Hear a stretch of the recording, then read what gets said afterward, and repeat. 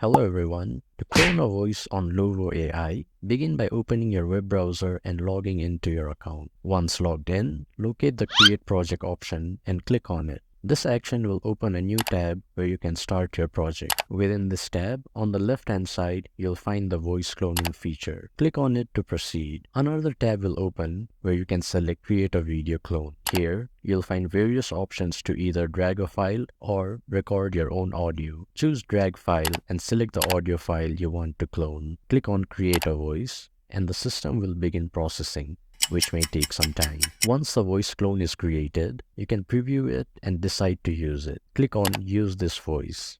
Then, a new tab will open where you can name your voice and fill in all the necessary options. Agree to the privacy policy on the right side and click on Add a Voice. Your voice clone is now ready for use. Select your voice and another tab will open where you can adjust the speed, add text, or copy text. Write your desired text in the provided field.